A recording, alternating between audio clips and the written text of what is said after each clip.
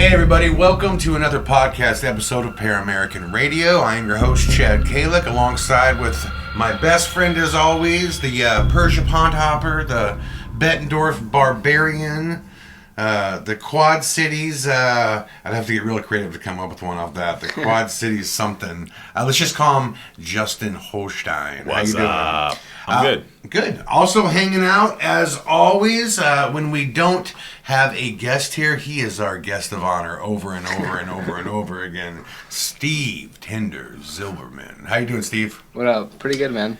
Right on. What did we do today, guys? I know you guys shot some footage today. Let me start with my day. I worked my butt off on editing PARAMERICAN Radio episodes. I was up super late last night, which I shouldn't have been. I am in desperate need of sleep, and I realized that last night and this morning. And right when I thought I was going to be able to take a nap after editing, a mountain of work came down from the Ghosted series that I'm doing. I can't wait till I can talk about this more. It's a really interesting series. You know what it is, Justin. Yeah. It's just unique. It's different, and it's coming together. And we're supposed to be done in 2 weeks. I don't know how in the fuck that's going to be possible. But they say, they got a plan for post. And I'm actually post supervising the entire show as well. Which a lot of people think that post supervising means that you just walk in and you just start barking out orders. It doesn't really mean that at all.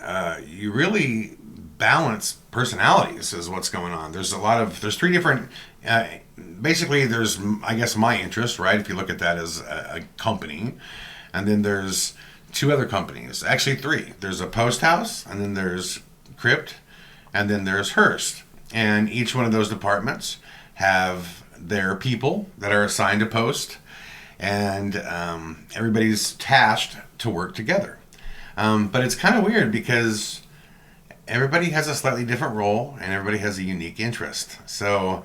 it's really about being the Phil Jackson of post-production. Remember Phil Jackson had like fucking Rodman, and he had Shaq, and he had Kobe, and you know, it's just like, how do you do all this? And Jackson was kind of like, I don't really do anything. I let him be, you know? I felt like Phil Jackson today, but I am tired. I'm exhausted, but I'm happy to be here for what's going to be a real special episode, which I'll talk about in a second. Justin, how did your day go?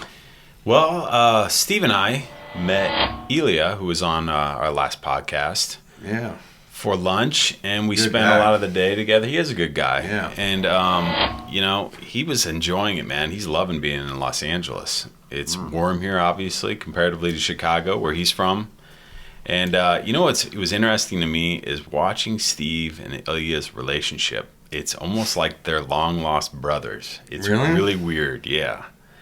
Well, first, before I address that, what I'll say about this is what a fucking personality on Ilya. I mean, Jesus, the character and charisma through the roof. Yeah. Like, he is either the world's greatest attorney or the best car salesman. You know what I mean? Like, I came outside and he had this kind of like, yo, kind of bro. Like, I was talking to him, I was just like, you're a fucking attorney? It just doesn't...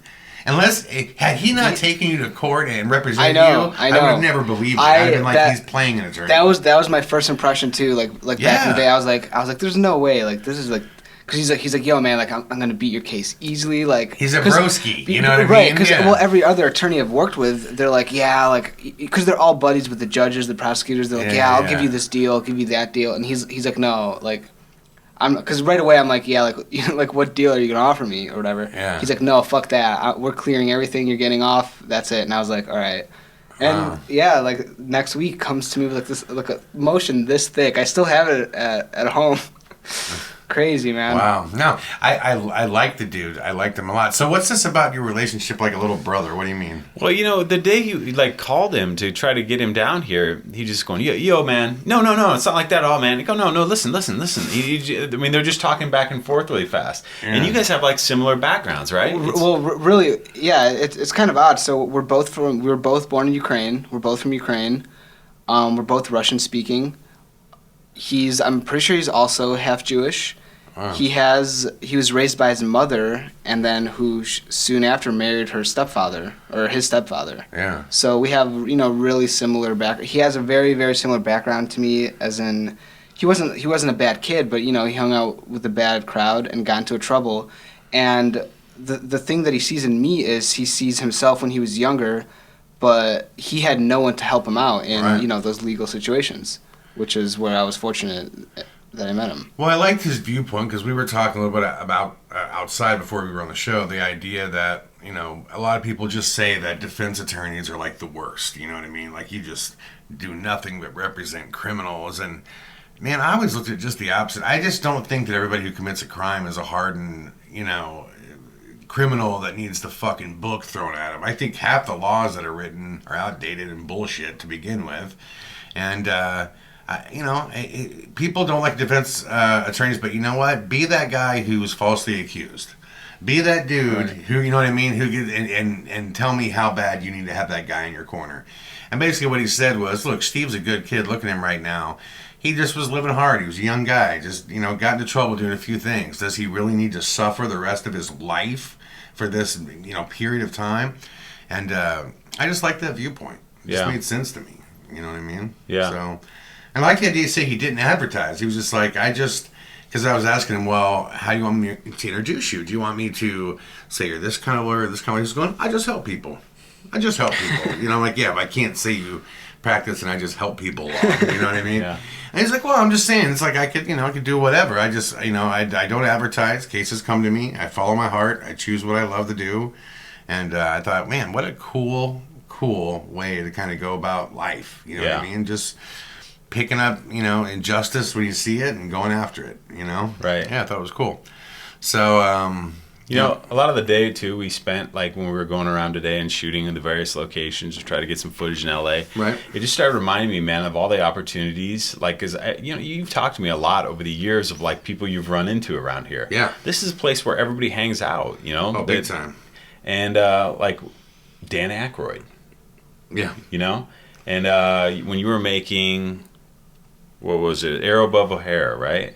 The Arrow Above O'Hare. And you were mentioning you'd talked to Dan Aykroyd at somewhere along the way.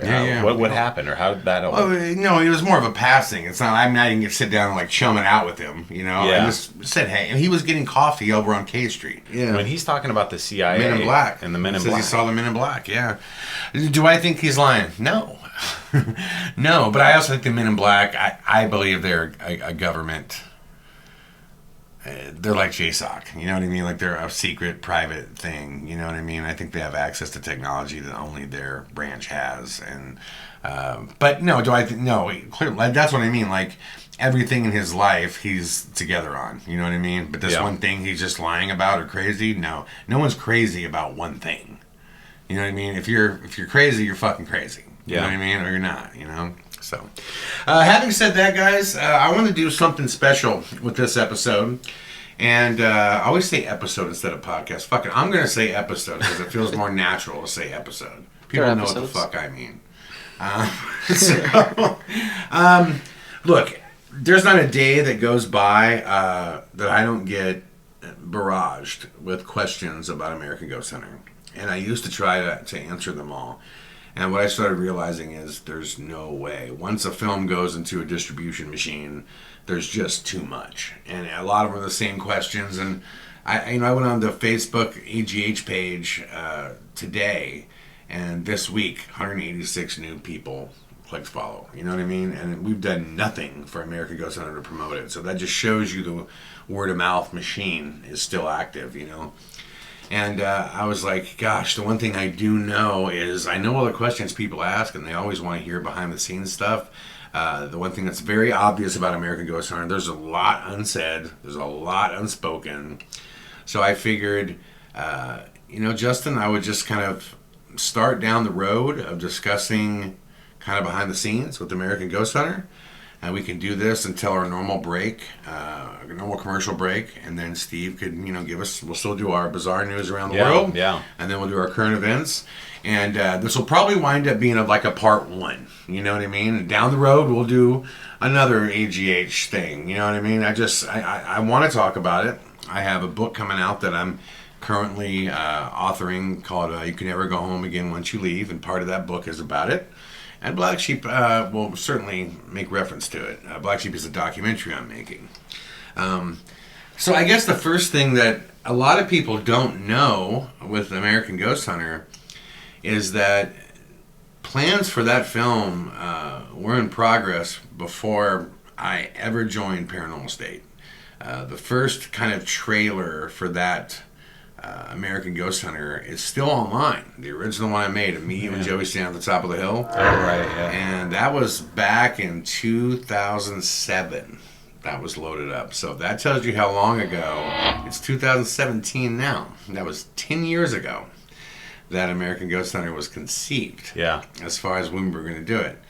And what Chad's talking about, like when we conceptualize, part of this is like when you're trying to define things, you want to get the visuals out, right? And put that together of what's in your brain so you can put it out for the rest of the world to see. And it starts the kind of leading the charge. Well, of course, people know that it's a real story. There's something real there, and it gets people excited. And it's hard for me to, make a film if I can't show people what film I want to make. So we knew at least I knew for a while that I wanted to tell my family story, and as it happened, once I started, appearing on Paranormal State, and the stars kind of rising from there, I guess you can say. A&E eventually saw the trailer, and they knew it was lingering, and they knew, or pretty early on, it was going to become an issue at some point because they don't own or control it. And if I'm their guy on their show, which I had staved them off from giving me an actual contract that was long term, they knew at some point this is going to become an issue. So they tried to buy it twice. 2 times they tried to buy American Ghost Hunter. The first time they tried to buy it to make it an hour-long special, which Paranormal State, which that was not going to happen. I was like, that's not going to happen. And then the second time they tried to buy it on the premise or the guise that they would make it into a movie, but it would be a movie that was released on A&E, kind of like a special, a 2-night, 2-hour, so 1 hour one night, second hour the next night, special of its own thing. Is that the time we had that phone call, it was a conference call with that producer of Paranormal State? Yeah. That obviously was not going to work either, so we didn't do that. So when we initially planned on making Paranormal State, a lot of people, it's funny because the film wound up being, this film that is so deeply rooted in this relationship between my mother and I. Justin can attest to this.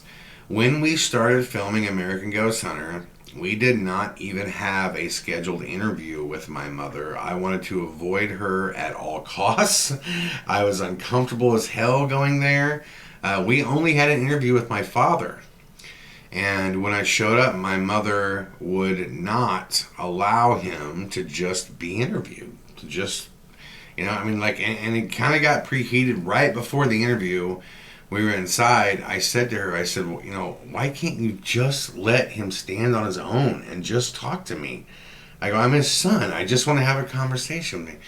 And she turned and very colorfully told me that, it was going to go her way or she was going to blow that whole fucking thing up. Yeah. And at that point, it's just, it's difficult. You're in a difficult spot. So, a lot of these films, that one, like a Blood Red Sky, that was fun to make. American Ghost Hunter was not fun to make, man, at all for me. It was, in fact, especially going to your parents' place, I stayed in that garage most of the time because I just... Well, why wouldn't you? Yeah, it's uncomfortable. Yeah. It's families divulging horrible shit that hurt, and there's also different agendas clearly going on, and I didn't want to be there. I wanted to quit making that movie 3 times that we filmed that movie.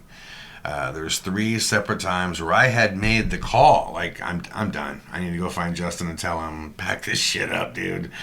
I didn't even see a movie in this. We got to stop. That's what made it really hard. Like, I'm glad Inger was with us, dude, because I can never tell when you were saying don't film for real or You know what I mean? It's like... I meant it. I meant keep filming no matter what. And when I say don't, the reason when I told you guys no matter what, keep filming, even if I say fucking don't, like, I just needed that. Because if it's out of my control, then, you know, it kind of has to be, right? I mean, it kind of has to be out of my control. Right.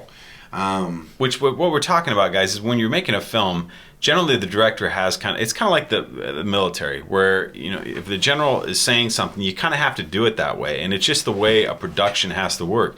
So, you know, you set up a film set, whether it's a documentary or a fiction film, with, you know, like a first AD. We always had Terry Inger on with us, and Terry would be kind of the one that would try to keep things in order, because especially when Chad's trying to think creatively, you're not always thinking about time and other things. You're just thinking about getting this shot or this scene that you have in your head. So at this time, so what was kind of weird is, like, Chad saying stop filming, and you're thinking, okay, like, really stop filming, or you're just saying that? Well, because what I did is I had met with the crew and I said, listen, I don't know what's going to happen once we start filming. What I do know is that it's important to get it on film. So no matter what happens, keep filming. Keep filming no matter what. And I meant that. And at one point you walked out and you had it and you were emotional and you waved no, and I turned and Inger picked up the camera and just came at you like a... No, he did. And I'm glad he did, because someone set the camera down. Yeah, next thing I know, he had it. Yeah. And he was like, because I had told him, he kind of asked me that question too before we started. He said, so, like, for real, like, keep filming. I said, Inger, no matter what, even if I say fuck it. Yeah. And he was like, okay. So yeah, no, it was hard, you know, to do, and hard for not only just personal reasons, like, oh my God, it's just hard and difficult, it's an emotional, you know, it was hard to do because I feel, you know, I think some people forget, they just think I have, like, ironclad fucking, you know, skin, and, like, nothing could personally hurt my ego, or, look, man, it's embarrassing, you know what I mean? I feel like all these people are looking at my fucking torn up family, and I felt, am I being a bully right now? Am I just setting off an emotional bomb in my house? And I just, it was embarrassing, man. And it you know, it's just kind of like, and when you're as close as we are, like, it's hard sometimes to know where the sand is. Like, there's been 3 or 4 times on this podcast where, like, you've embarrassed the shit out of me, and it hurts. And I realize it's not even, we're so close, I get it. Where's the line? Like, what can I talk about? What can I say? You know what I mean? And I think because I put myself out there so much regularly, it happens with new friends that I meet too, and people, like, fans and stuff like that. Like, they'll think they could walk up and just start talking about my fucking mom, you know? Yeah. And there's been many times where I just want to go, hey, there's my fucking mom you're talking about. That's in a movie. I'm a real person here right now. I fucking bite. I got fangs. You know what I mean? It's just like, you know, like, it's not okay to do that, you know? At that time, it was embarrassing. I just felt embarrassed. That's the best way I could say it. And when we weren't shooting, I didn't want to see you guys. I just wanted to bury my head underneath the fucking blanket and cry like a baby. And, you know, it was hard. I remember the end of that day of shooting, man. It was like everybody's putting gear away, and we're over by this truck, and Seth looks up to me, you know, Seth with his beard, and he's like, that was uncomfortable. I fucking would hope so. I mean, yeah, it was fucking ungodly uncomfortable for me. So you know, essentially we went to my parents' house to interview my father, and the original goal for American Ghost Hunter, and you could see the point where there's a break. There's an amazing mystery that is set up really well in the first, like, 25, 30 minutes. Really well done. Some of the best, like, filmmaking and, like, explanation, historical survey. Some of the coolest shit I've ever done as a director. And it's basically setting up this, why are suicide rates, you know, almost double, almost triple the national average in this tiny little area. And here's this case, this history. And we were about to, in this very like Sherlock Holmesian way, thread all these pieces together to come up with this, what I believe still today is a very intelligent possible theory as to what is going on. And that all went sideways, the second Mom blows up, falls on the ground. I mean, we're talking about embarrassing when my mom was on the ground and, her shirt's pushed up and, just the whole thing was fucking disturbing as a motherfucker. And when I left there, what I was thinking in the car, everybody was like, why do you want to talk? Why is he not talking? You don't want to talk? You don't want to talk? I'm thinking, no, I don't want to talk because I don't know what the fuck I'm going to do right now, because the only real option I have short of going home is to make what the film at AGH became. Yeah. And I knew what it would become. The Chad Debbie battle. You know what I mean? I also was not willing to lose that battle either. And it's kind of a no-win situation. Right. Even if you win, you're going to hurt somebody. Yeah. And so my goal became to genuinely get Debbie Calek help, whether it be spiritual or medical. And the only way to do that was to push buttons that hadn't been pushed for many years, if not ever. Right. Was to say things and force things out that had never been said or forced out. Which just, goddamn, it wasn't fun. It wasn't fun because I could just see my dad means a fuckload to me. I mean, what Rod Calek's opinion carries weight in my house. You know me, Justin. How many other people's opinion carry weight in my house? Yeah. I don't give a fuck. Yeah. There's a handful of maybe 3 people on earth that your opinion can penetrate me. You know what I mean? And yeah. You give a shit. I could see on my dad's face he genuinely wanted help, but he also genuinely wanted to just be left alone. And I think he knew that's kind of how they had gotten there. Mm-hmm. You know what I mean? He wants to help, but my dad will do anything if he can just be left alone and sit in his recliner and read his Bible and drink his beer. You know what I mean? Yeah.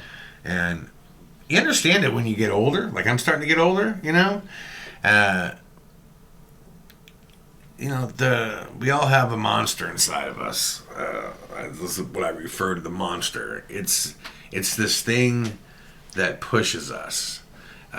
It pushes you to good and bad, right? When you're a young man, that monster, it's why Steve loves his fucking Tinder. There's that monster inside of him. I'm being dead serious. It's funny, but it's like, it's that conquest thing. It's like, that's, it's why you're a filmmaker. You know what I mean? It's why you dedicate your life to something. It's why you love shooting when you get a good shot. When you're like, fuck it, I'll swim over there and get that. I'll do this. I'll go to fucking, Europe with $20 in my pocket. And you know what I mean? It's that thing that pushes you.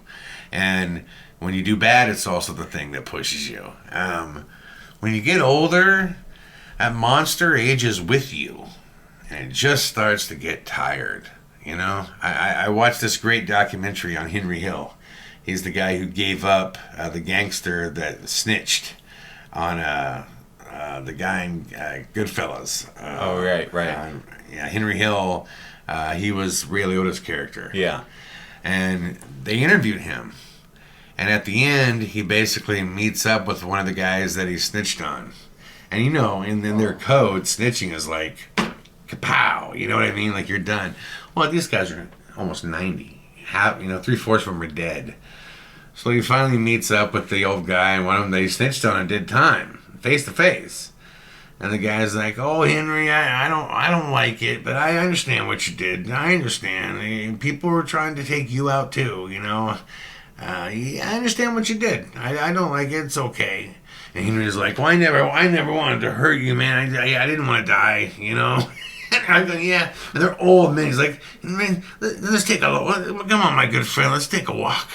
And they're friends. They've been through the shit, right? So why is he not killing him? Why is he not the monster's tired. The monster's 84. You know? Yeah. It's the same thing that I see like in my dad. You know, it's kind of like, you know, why has this haunting continued? Why has Deb Calek gotten worse? You know, why? Look, there's only so much a human being can do. You know what I mean? Where they're just like, God damn, I just need rest. And Rod Calek just needed rest. And I felt like when we were doing that American Ghost Hunter, you know, my monster was, you know, it was alive enough for him too. It was there for me a little more, and it could, you know, kind of help him. It could give him a little extra oomph that he needed to address it. Yeah. And I knew it was a rare opportunity that would most certainly never come around again. Yeah. If it were going to be addressed. And if she were to, if my mother were to get medical help or spiritual help, it's happening right then, or it's never fucking happening. That is what I was thinking about in the yard when I was walking around. Yeah. And I wasn't thinking about a movie. I was thinking about if there's a chance. Because I'm going to walk in there right now, I'm going to look Deb in the eye, and I'm going to say, we're going to fucking believe you. We're going to believe what you say.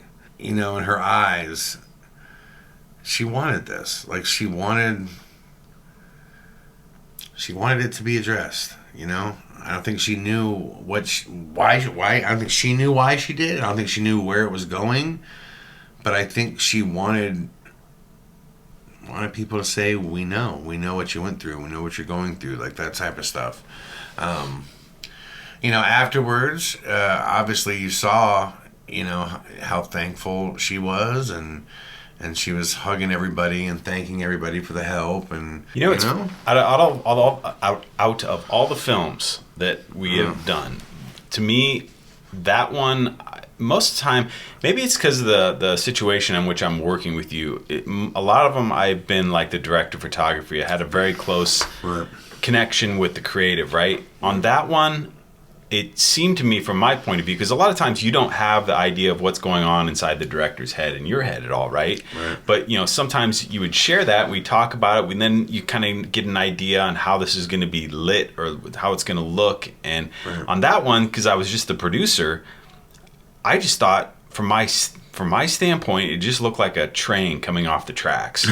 And I thought, man, I guess we're going to get through this, and we'll have production done, and at least we'll get through it. Well, listen, yeah, the second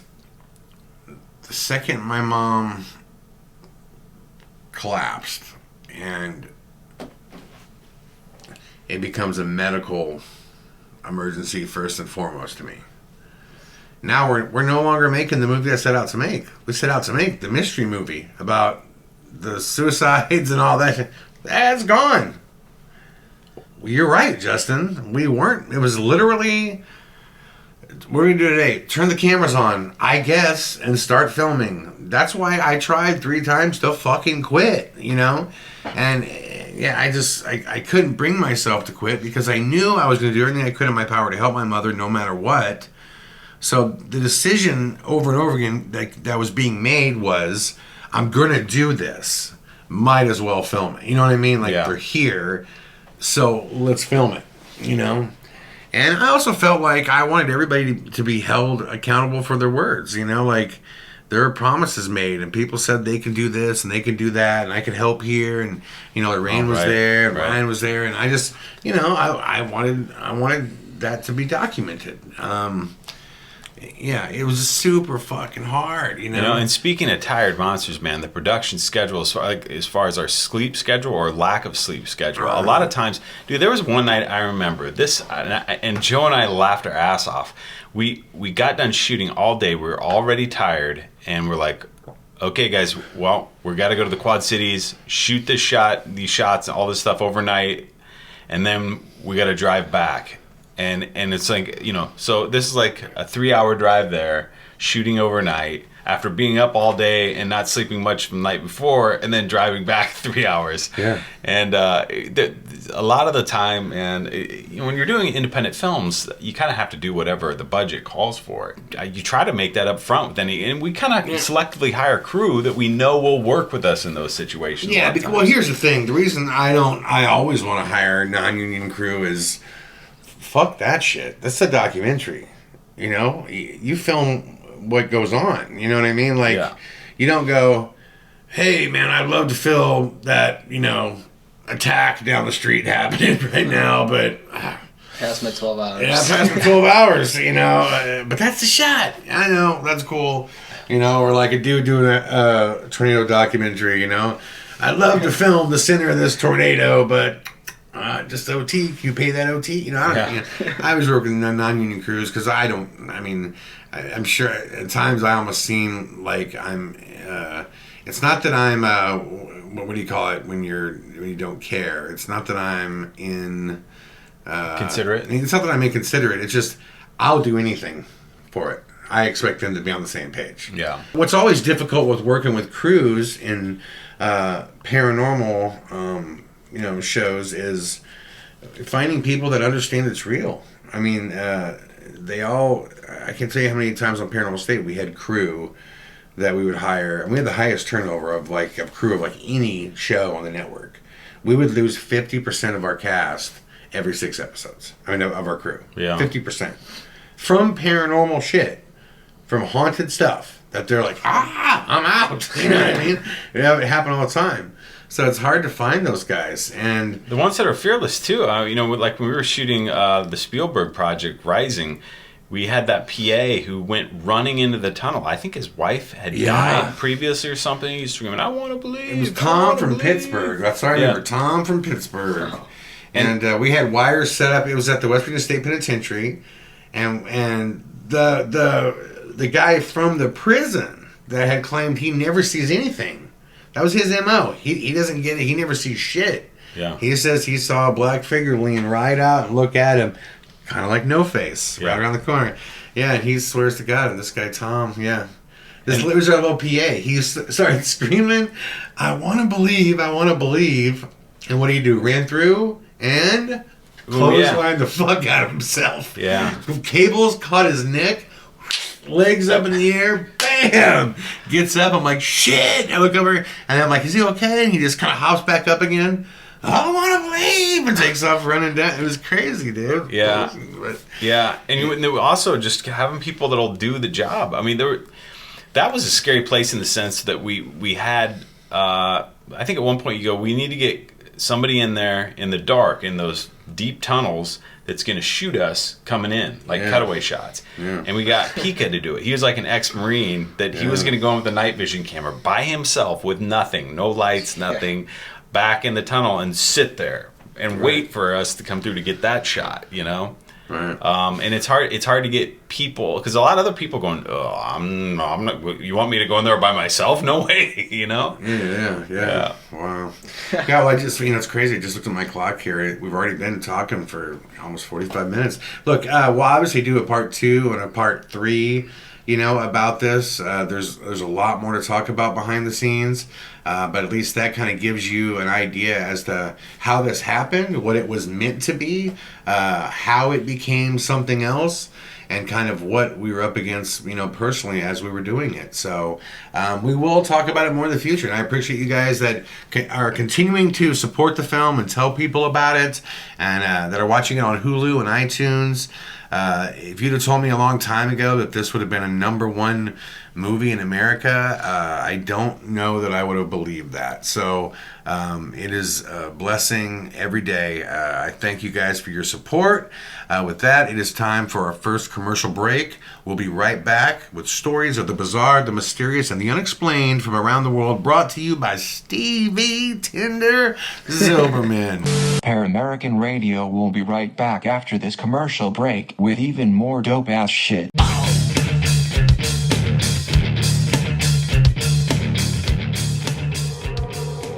Quite a few years ago, we met Chad Calek. He is the greatest paranormal documentary filmmaker there is. It's unbelievable, and his life story is pretty unbelievable. And when Chad writes me and tells me, hey dude, we're coming to San Diego, and I have the definitive proof that ghosts are real, I go, what? Excuse me? Huh? Like, huh? I heard just the trailer, and I just pulled my chair up behind him. And then next thing you know, Thor pulls his chair up, and it's a lengthy trailer, and we were glued. And now all I'm left with is, what is this footage that you guys are talking about? Because just from the trailer alone, like, mind blown. Mind blown. What is this footage? What is this footage? What is this footage?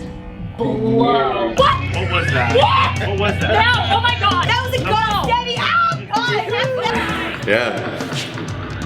Holy shit. That's crazy. Dude. You know, and they're right. It's like a whoops. Yeah. It's just amazing. Like, you don't know, like, there's no way when you see it, and then the film just gets into it, and you're like, well, you know, that is what it is. And you see, it's just amazing. Definitely irrefutable evidence. I knew to expect it, but it was a complete shock. Something that you always think about and you hear about, but you never actually see. And to actually see it was amazing. The first time you see it pop up, it's startling. Like you feel it. Very intriguing, compelling, and the world needs to see this. I can't put it into words because it's hard to describe. It was mind-blowing, I can say that. Oh! Dude, that's crazy!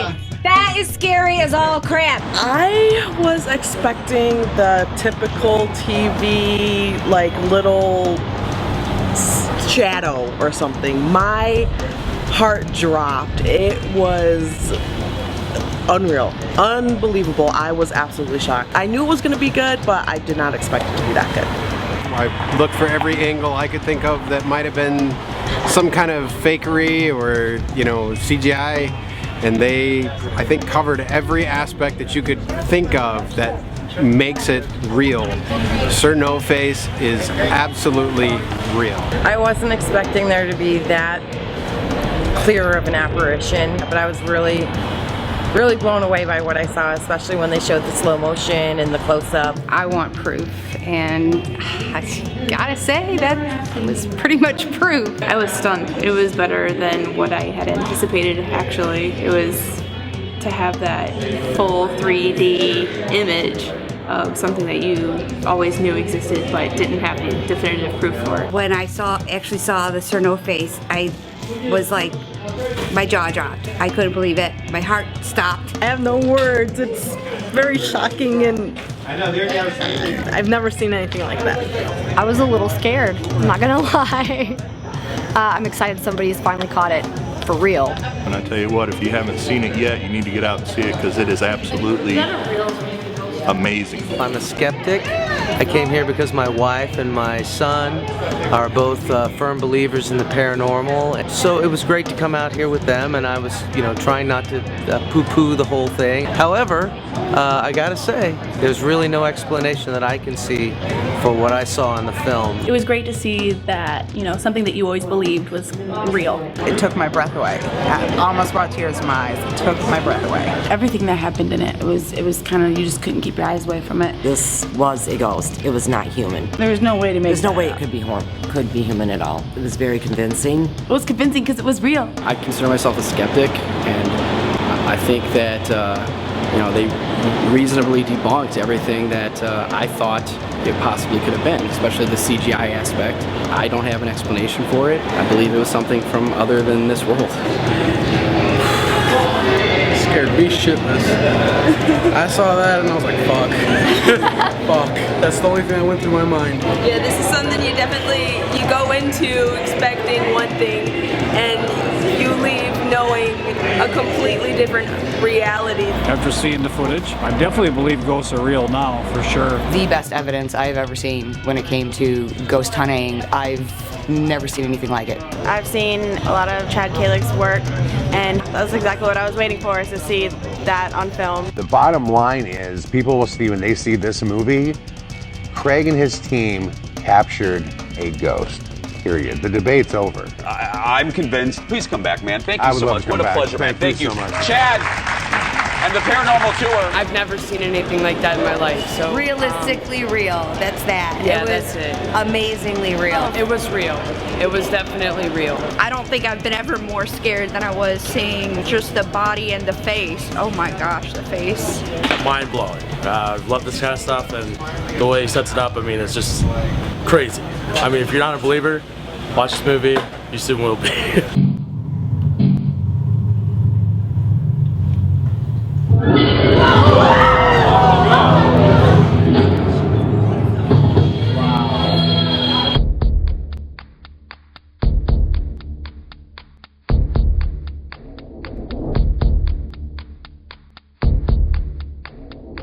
You want to see Sir No Face?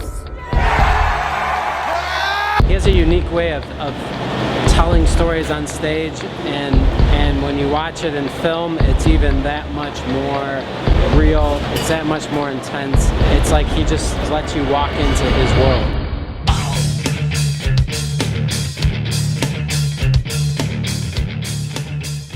And welcome back, everybody, to Paramerican Radio. Stevie Tinder Zilberman, tell me what weird things have been going on in the world.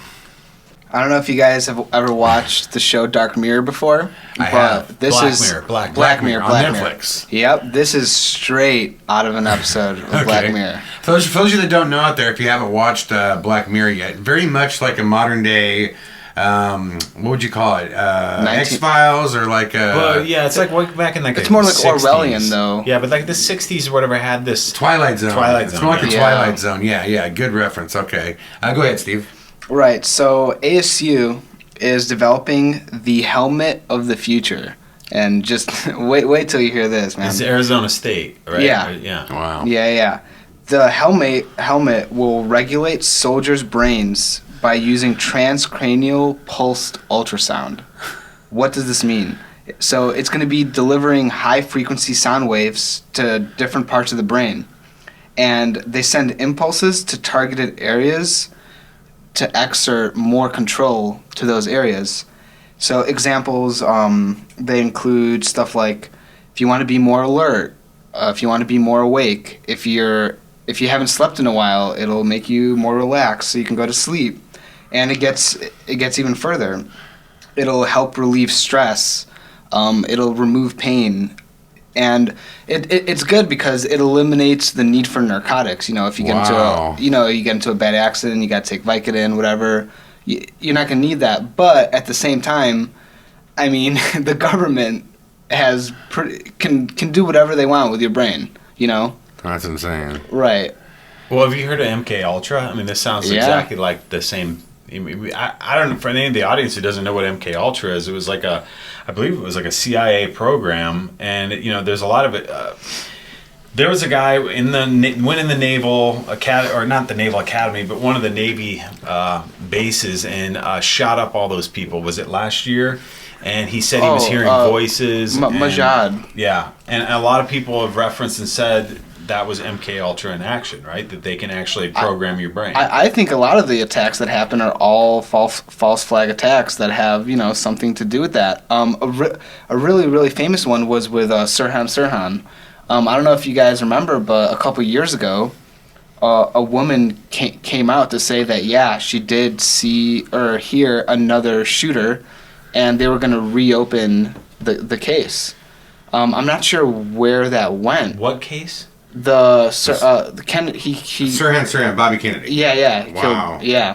And because he still claims to this day that he doesn't remember what happened that day. Yeah. And I mean, it's out there that the CIA was messing with this stuff. How far they got, who knows? Absolutely. And so I don't like anything that does this stuff, only because in the wrong hands, obviously.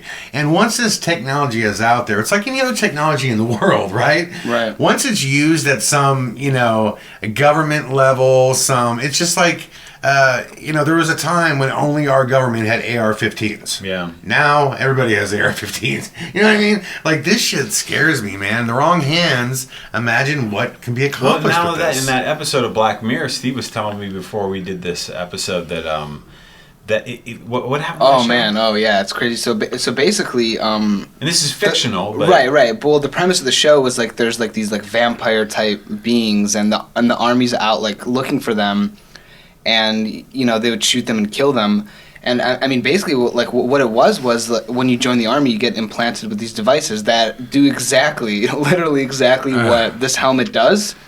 But what the people didn't know is that it would train their brain when they would see these people, they would see them as monsters because they were easier to kill.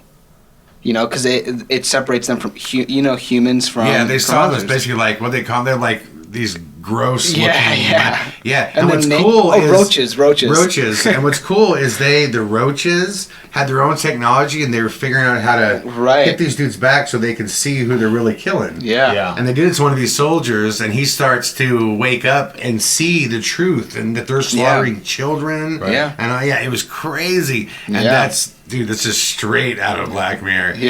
I don't like it. I don't like it. I don't like anything about it. Like I just think, man, look, anything that takes away. It's why I have a real issue with drone strikes. War is supposed to be brutal. The brutality of it gives you a moral compass. When you take that away, and it's like you're playing video games, and you're not there to see what's going down. You know, the moral compass is removed. That is terrifying to me. It's just. The reason you don't want boots on the ground is because war is fucking horrible. And this stuff, like I said, there's a time where only the government had AR-15s. You don't want boots on the ground because you have something to lose. But if you have nothing to lose, meaning it's just electronic things. The other side is everything to lose. You have nothing to lose. I don't like it. I don't like it, dude. It's bad, man. The second one is India is starting this program. It's called Digital Village. And basically before I get to the main part of it, it's going to include interactive education and medical services to villages that are disconnected from the grid. But the other thing that it's doing is over 1,000 villages, 1,050 villages are getting towers with free Wi-Fi. So over the next 6 months, each village is going to get built these hotspot towers. So so they're going to these places that are completely disconnected from the world, from the society, and bringing that there. And it kind of reminds me. I saw this one documentary about. It was called First Contact. It was on Netflix when they filmed like the first contact of like the Amazonian tribes. One Amazonian tribe, going with white settlers. So. I'm curious. Like, do you guys think it's good or bad? Because these people spent hundreds, thousands of years living a certain way, and now they're getting introduced to something. Look again, you have to be so careful with it because it's the same thing as when we go into a country like Afghanistan. And we go democracy, at the end of a barrel of a gun. You know what I mean? It's like, this is the way it's going to be. And trust me, when it gets this way, you're going to fucking love it. It's going to be great. And it's like, well, why? Like, your way is not the only fucking way. Especially when you look at the way, and the way causes cancer. It causes...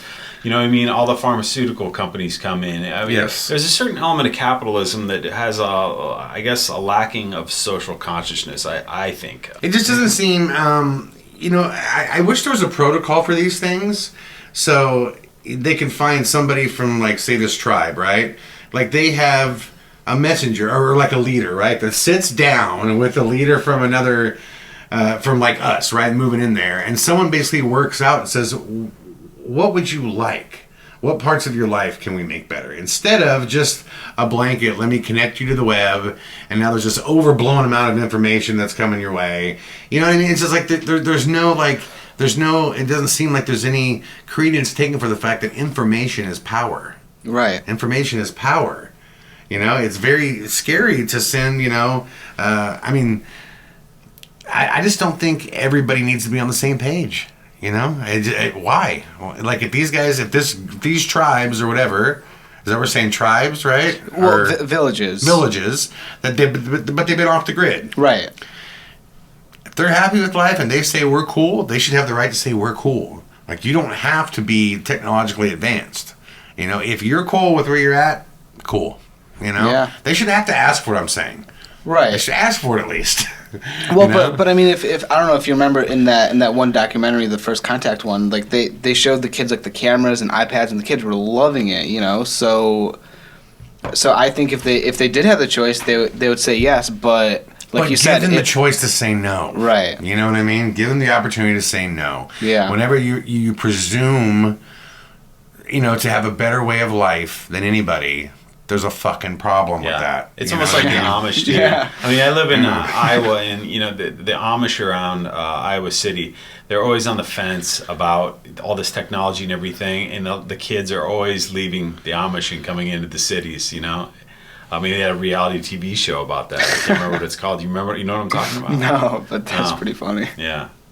Anyways, having said that, yes, those are indeed some strange things. For current events, you got anything for me? Yeah, so it's a two-parter. Okay. So Starbucks said that they are going to hire 10,000 refugees. Wow. From Syrian refugees or just period? Yeah, just period, refugees. Wow. Yeah.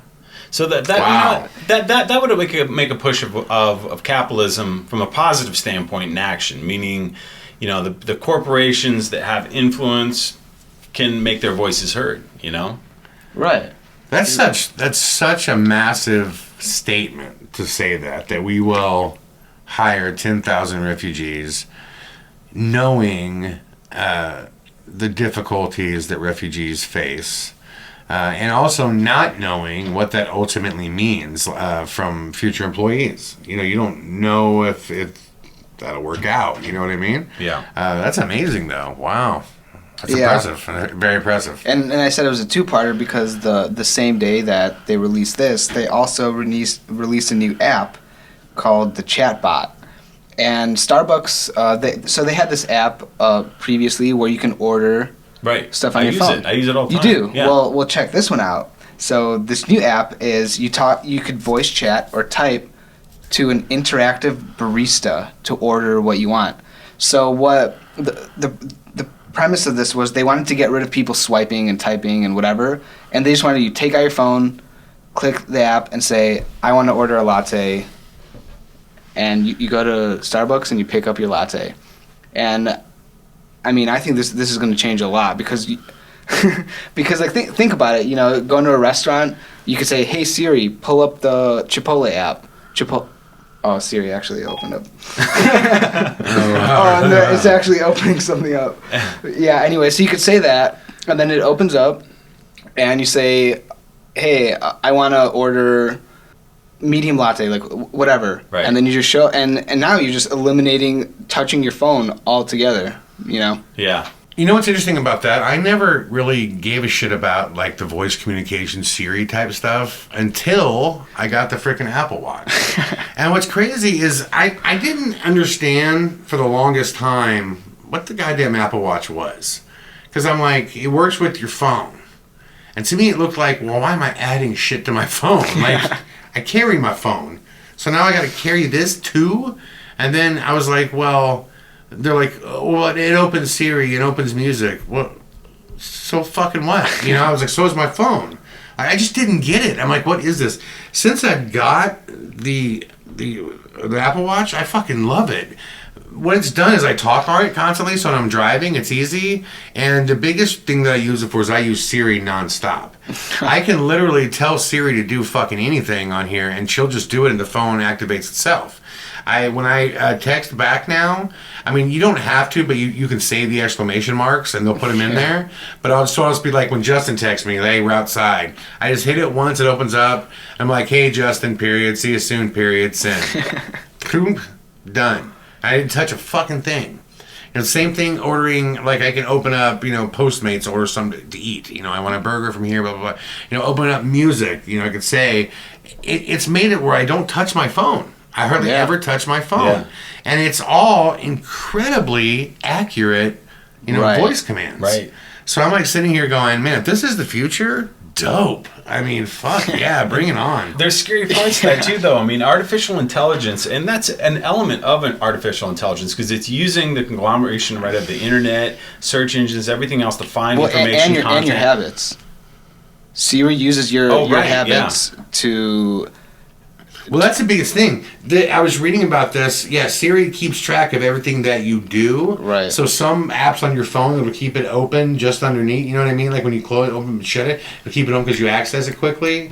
It stores all your information that you go to or against. That's the biggest thing, quicker access to it. But it also makes like suggestions to you and shit, for things that can be yours. Right. You know what I mean? Artificial intelligence has started all these trends. One of them is, from what's the service we use when we're like going to Australia? We don't stay in hotels anymore. We stay Airbnb, amazing. Or Uber, or they're taking all these resources out there that we inefficiently use and say, hey, you know what? Why don't we make this more efficient? And they put it through a system, right, with these integers, where equations that connect people with resources instantaneously. Yeah. Now imagine where that's going. All it's doing is starting a trend. Yeah. What's going to happen when there's no more guessing anymore on your investments? It's almost like that movie with you have to set it to do it right, where you know what you want to do, right? Well, it's just saying, you know what, we instantaneously calculate all international economic situations and say this will have the highest return. Well, it's got a long way to go to that, only because the most random animal in the world is the human being. Like, we rarely, for as many things as we do twice, we rarely do them the same way twice. You know what I'm saying? I might have a cigarette every morning that I wake up. Rarely do I have it in the same spot, the same exact way, the same exact time, the same. You know what I mean? I just do it every day. So I think that's going to be the wall that they gotta. And they will eventually. That's going to be the wall that they're going to have to climb, is to not do things, but to get specific. Well, you know what I mean? In almost the movie of what I'm talking about, you guys seen Transcendence? I think it's with Johnny Depp. Do you know how he becomes all powerful? Dr. Will Caster, and it's basically artificial intelligence, and he creates a city. He creates investments that create financial, security, to build machinery. And it's like, whoa, After a while, you think. That can get scary, man. Yeah, soon we're not going to need bodies anymore. We're just going to be. Well, that's the place where it's all going. Everybody hopes that it goes. Black Mirror. So you can have eternal life, right? That's the thing that people want. Someone asked me the other day, if you can choose to have eternal life or not, what would you choose? And I said, right now, I would say eternal life. I don't know at the end of your life, though, if you would want that or not. I've met people right before they're ready to go, and they're so ready to go. But I think if you said to them, you can be healthy, feel good again, and live on, would you do it? Probably. Well, I'm sure it gets into a lot of things. That's a long. Who's to say there is an eternal life? And the consciousness doesn't continue on forever. But consciousness could be eternal. Another Black Mirror episode where when people die, they upload their consciousness to a database and they live forever. Maybe that's eternal life. Well, that's the modern day train of thought that is because what is life if you're not aware of it? You know what I mean? So it's consciousness, right? Yeah. That is ultimately life, but those are long conversations to have. Having said that, let's get to movie reviews. I have an amazing documentary. One of the cool things about our movie review section here on PARAMERICAN Radio is that we talk about new films, but we also talk about old classics that people might not have heard of that they should absolutely see. And the one I wanted to talk about today, simply because I watched it again last week, and it's such a fucking awesome documentary in the sense that you have no idea where it's going, and then by the end of it, you're like, this is amazing. This is a true story. It is a documentary simply called Exit from the Gift Shop. Have you guys seen this? Exit Through the Gift Shop. Exit Through the Gift Shop. I've heard of it. It starts out, and it appears to be a documentary about this French filmmaker that is following Banksy, the artist Banksy, right? And Banksy's a fucking genius. I mean, this guy, he's a political activist, a street artist. And he's, like I say, he's a political activist, and he makes a lot of things that make fun of government and show the ridiculousness of war and of brutality. And he's a peace artist, essentially. And his pieces go for, anywhere from $200,000 to like $5 million. He just did a recent documentary, which I'm going to talk about next week. But it's really cool. Like, Banksy went to this cement factory, and he took bricks, just bricks, and in the mud, right at the entry of the place, he made out of bricks. It's only about 5-6 feet tall, about 7 feet wide, a sphinx. You know those old sphinx? And it looked just like one. He just made it. And people have been driving by it all morning long and didn't even know it was there. So part of this documentary is he like gives clues. Anyways, I'll tell you more about it next week. But someone they come in and dug the whole ground out and everything to keep it together. And it eventually sold for like $300,000 or $400,000. Someone snatched it. Oh, it happens all the time. Oh, yeah, there's people that own in their house, they have the wall. Because he'll cut his shit on the wall. People will just go, fuck it, take the whole wall to get it out. Because it sells for more if it's intact with the wall as it was. So this exit through the gift shop is this Frenchman who is following Banksy around and is kind of seeing how Banksy's making. And for whatever reason, Banksy allowed him to come. Right. Never showed him his identity, or never put his identity on film. Of course, showed him his identity. Yeah, apparently, no one knows who Banksy is. Supposedly, right? Exactly.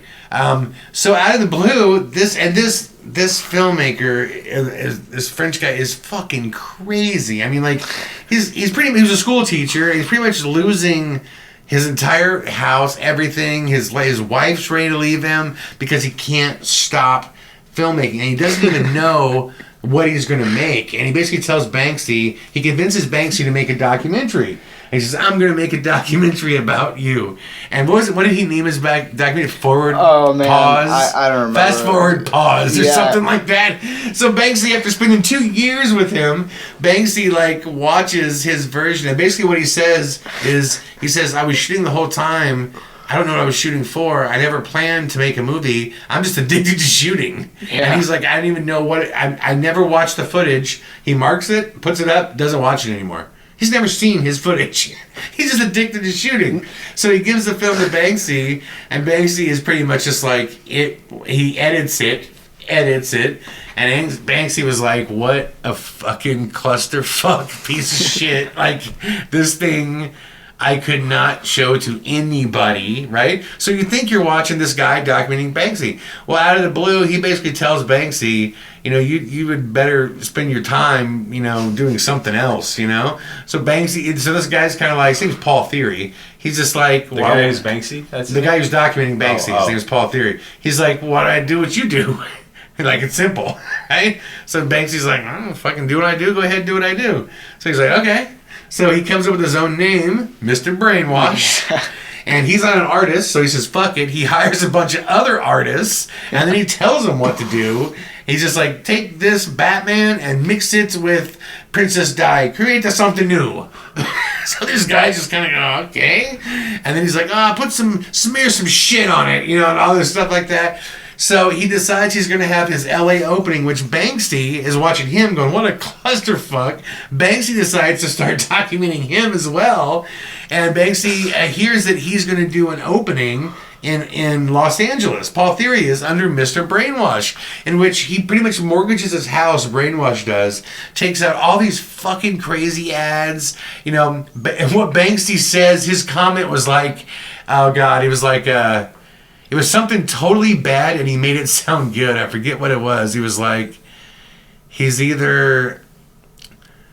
something like he's the furthest thing from a genius, and the quote just said something like, he's a, and then it was like super small letters where you can't see it, and genius, and he put it in the article and shit. So everybody started thinking Paul Theory was like a genius, and so here's the crazy fucking part, Justin. He has his opening. He shows up and sells millions of dollars worth of shit. Mr. Brainwash does. Madonna is paying him to do the cover of her album. Huge rappers are giving him $2-3 million, to having no idea that Paul Theory is not even a fucking artist. He just tells his digital guys, he is in that sense. He tells them what to create and do. He doesn't do any of it. But he created an art system. Which is an art within itself. Yes, it is. I agree with you. Now, basically the documentary ends up, it was supposed to be about Banksy, but it ends up being Banksy making a documentary about him. So the whole movie's a flip fuck on you. You're like, whoa, this whole thing is actually about Mr. Brainwash. You know, and you see how he became Mr. Brainwash. And today, Mr. Brainwash, Paul Theory, is still one of the most highly sought after artists in the world. Absolutely. Yeah, I know that. I just watched a documentary of what's that huge, big, the rapper that's in I Got the Purple Lamborghini, Rick Ross. Oh. I just watched this documentary about Rick Ross, and he's like in his living room. There's this gigantic painting, and it's of George Washington, and the guy's like, he's like, that's my favorite one. He's like, who's that? He's like, that's the genius, Mr. Brainwash. Oh. He's like, how much you pay for it? He's like, I paid $2 million for that one. I was like, damn. So yeah, so it's kind of crazy. Guys, this documentary is truly hilarious. I will give Paul Theory this. He is a modern day Andy Warhol. He is a very strange dude that is so much fun to watch. Anyways, the documentary is mind blowing. Having said that, it's time for fan questions. These came in last night, actually. The first is from Maria Arnott, Arnott. And the question is, hi, Chad. Why is it that no investigator has ever asked the spirit or entity, do you know how you go to the other side? Thanks and have a great debut show. Well, thank you, Maria. I've been around investigators who have asked that. I don't ask that simply because I don't really know what the other side is. I don't know if they should go, if they're meant to go. There's a lot of people that feel they have this calling to pass people along, they call it, pass them along. I don't feel that calling. So I don't ask it, but I've seen people ask it, and I've seen psychics ask it and claim they've had an answer too. So I guess that's my answer. I've seen them ask that. Well, most of the time with ghost hunters, at least I guess in the situations we're ghost hunting, there isn't a whole lot of detail that they could respond with other than a knock or something. Right. And I remember in college that we sat around and we made this mock Ouija board. This is like the most detailed response I'd ever seen, and this thing was answering who it was, spelling out its name, saying its husband. I mean, it was freaking everybody out, and it did all this weird stuff when it started speeding up, going between 6 and 9. But it gave a very, very detailed response. I mean, the most accurate one I'd ever heard of, and that's why I've always wanted to play Ouija board again. Even though everybody says don't do it, you know. It was going through 6 and 9. Yeah, it in the middle of the thing, it would always move in the same and you weren't pace, getting pranked. Huh? I mean, like generally speaking, that's like, you know. I know. Like a funny number. The 6s, right? Well, but the 9's upside down, right? So, but it wasn't even so much that. Think about it this way: the 6 and the 9 look the same, or depending on which way you're going, right? Yeah. So that's what everybody got freaked out with. Nobody was thinking funny. Nobody was thinking 69, man. They were thinking, whoa. I mean, because not only that, it was moving the same speed the whole time, right? Even though that's crazy. Imagine all of us put our finger on this and said, and it just started moving the same speed, doing all the same stuff, and then all of a sudden it went and dead stopped, and we all looked at each other and it just went 6, 9, 6, 9, 6, 9, 6, and we just. I mean, that happened twice when we were playing it, and it seems surreal now. But I texted Mark and Nick and going, do you guys remember this? And then Mark texted me back, going, I remember that vividly, and I still to this day wait for somebody to say I'm the one who was doing that, or somebody to admit, you know what I mean? But the way I was thinking about logically, scientifically, I don't know how that would be possible, that one person could be controlling everybody's weight on something, right. You know what I mean? Smoothly like that. Yeah. Wow. Okay, next question. Debbie Livesay asks, hey Chad, if your life hadn't taken you this is worded kind of uniquely and I'm making sense of it. If your life hadn't taken you in the direction of the paranormal, what would you have done in life? So if I wasn't a ghost hunter, what would I do? Well, the funny thing is, I'm not a ghost hunter. I am, but that's not. This is one direction that my life has gone. I know what you mean, because a lot of people kind of discovered me through the films and ghost hunting, but I was making films and doing music videos long before the paranormal came about. It's been a struggle to get people to kind of understand that, and I get why, when you see someone on television and they're ghost hunting and they are pretty good at what they do, and people know them as that. They assume that's like an all-encompassing thing. But I consider myself a musician before I consider myself a ghost hunter. I consider myself a filmmaker, obviously, before I consider myself a ghost hunter. But having said that, if I wasn't in filmmaking, I think it's a bigger question, what would I do? The first answer is, if I wasn't in filmmaking, what would I do? Probably shit my pants. Detective? And then I would be a detective, yeah. I've said this a while ago. I love the idea of being either a bounty hunter or a homicide detective. Just because I'm fascinated with the human mind, the psyche, people, reading people. I was a religious studies minor and a sociology minor because, the way people react, I think, is really interesting. And I think in most cases, a person's religious beliefs, whether they know it or not, inspires their active everyday movement. It's one of the few things in life that can change a person's behavior as well, is religion. I was always interested in those things. I remember you saying the whole detective thing, because the entertainment industry can really chew people up and spit them out. And I think there was one point where you were considering almost being done. I don't remember what happened, and you really had a serious talk, and you even talked to me on the phone about, man, I don't know, I really thinking about a detective. I mean, that might be a good life to do. I don't know. I think I'd be good at it. And, do you remember that? When I was ready to quit and do it? Yeah. Yeah, no, it wasn't even so much that I was a ready to quit thing. There was a time where I was struggling with, it was right before we made Paranormal. Yeah. I was just struggling with, I'm becoming successful shooting music videos, and I had a #1 music video, and the industry was changing where no money was going into that kind of area, you know what I mean? And what I kept thinking was, I don't want to be, building reputation as someone who's really good at something that's a dying art. You know what I mean? I was like, I gotta find a way to get into features. In which the answer ended up being just make one, follow your passion.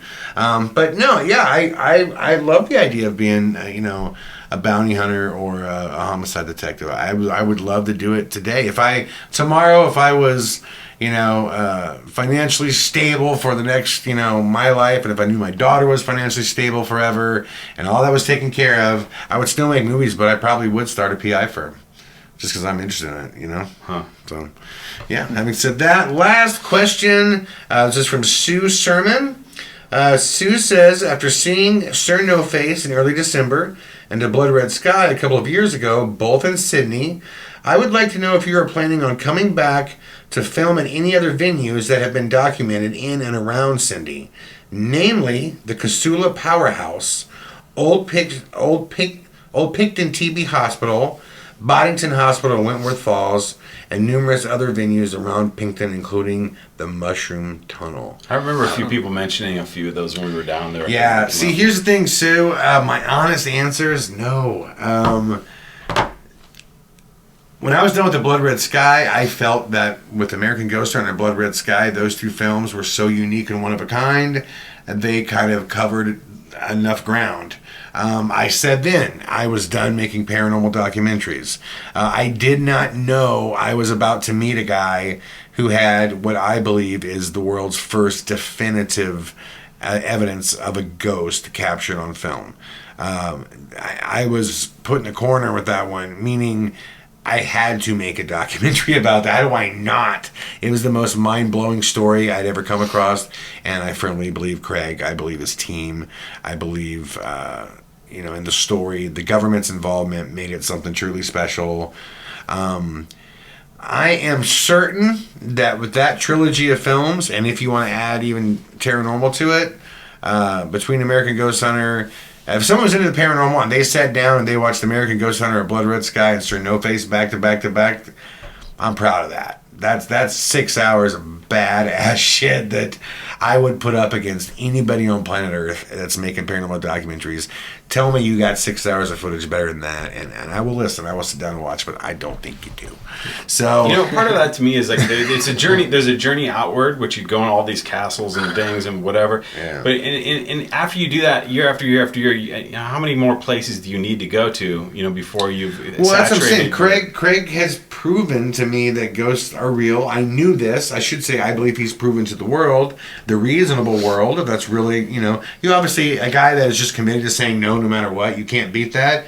But a reasonable human being that wants to really take a look at this situation, I think Craig has proved it. Having said that, right, I'm not going to keep making films going, see, the real, see, right. You know what I mean? And that's the journey outward, but the Blood Red Sky started the journey inward to figure out. There's room to grow with a Blood Red Sky. Yeah. There's room to grow, but it's not a ghost room. It's a spiritual realm. It's a conscious realm. Right. It's a lot more drug experimentation. Yeah, it's who am I? It's journey inward instead of a journey outward. Yeah, I would definitely make a Blood Red Sky too, definitely. So, anyways, listen, I want to thank you guys for the fan questions. As always, it's great to hear from you guys. Keep them coming. We will answer anything you ask, honestly, every week. Until next time, this is Chad Calek hanging with Mr. Holstein and Stevie Tinder Zimmerman. Guys, say goodbye. Ciao. See ya. Much love, everybody. Bye-bye. American Radio.